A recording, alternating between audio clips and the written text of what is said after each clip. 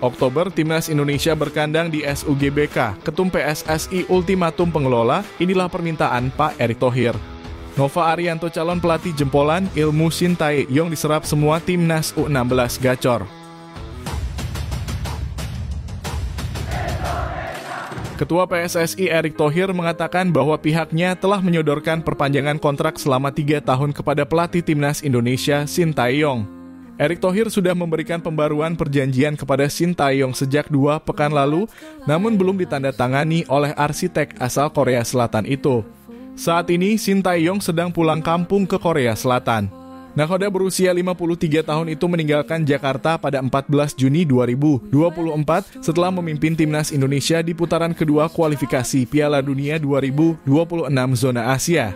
Erick Thohir menjelaskan bahwa Shin Tae-yong sempat sakit dan dirawat di rumah sakit pada beberapa waktu lalu sehingga belum bisa menaikkan perpanjangan kontrak baru. Karena Shin Tae-yong masih belum fit, Erick Thohir berencana untuk menghadiri pengundian putaran ketiga kualifikasi Piala Dunia 2026 zona Asia di Kuala Lumpur, Malaysia pada 27 Juni 2024. Nanti saya pergi sendiri karena beliau masih dalam pemulihan. Jadi untuk kontrak kami tunggu. Masa saya mengejar kontrak orang yang lagi perawatan, ucap Erick Thohir. Di sisi lain, Ketua Umum PSSI, Erick Thohir mengatakan Stadion Utama Gelora Bung Karno akan kembali menjadi markas Timnas Indonesia pada Oktober 2024 mendatang. Timnas Indonesia tidak dapat memakai SUGBK untuk satu partai kandang dalam putaran ketiga kualifikasi Piala Dunia 2026 zona Asia pada 5-10 September 2024. Timnas Indonesia bakal bermain di Stadion Gelora Bung Tomo, Surabaya. Erick Thohir meminta pusat pengelola kompleks Gelora Bung Karno untuk memperbaiki rumput SUGBK yang kurang layak sejak beberapa bulan terakhir.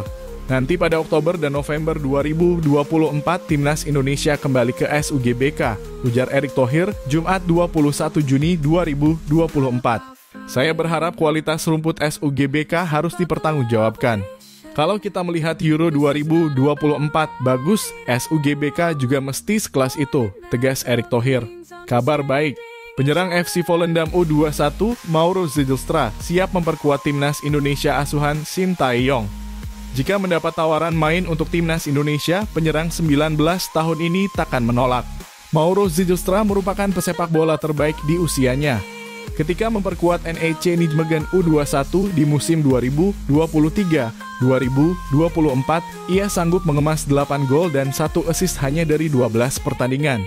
Pencapaian itu membuat Mauro Zijlstra finish di posisi runner-up top skor dan berhasil menunjukkan kelasnya. Namun, Mauro Zijlstra memilih tidak melanjutkan kariernya bersama NEC Nijmegen U21 di musim 2024-2025. Penyerang berambut pirang ini memilih hengkang ke klub FC Volendam U21. Dalam wawancara dengan Yusa Nugraha, mengaku memilih pindah klub agar mendapatkan kesempatan mentas bersama tim senior.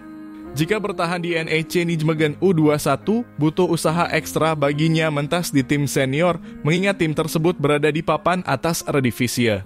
Hal itu berbeda dengan hengkang ke FC Volendam. Berhubung skuad senior FC Volendam hanya mentas di Liga 2 Belanda, kesempatan Mauro Zijlstra merumput bersama tim senior terbuka lebar. Bukan tak mungkin Mauro Zijlstra bakal mendapatkan kesempatan debut tim senior tahun ini.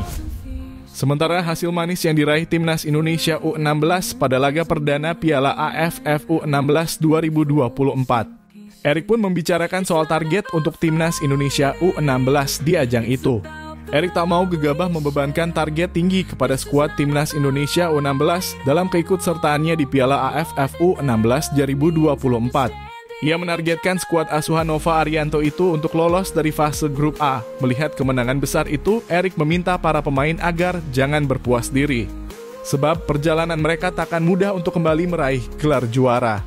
Selain itu, Erick juga menyampaikan bahwa para pemain yang masuk SKUD Timnas Indonesia U16 secara individu memiliki skill yang mumpuni. Namun, tim yang baru terbentuk selama 2 bulan ini masih kurang kompak.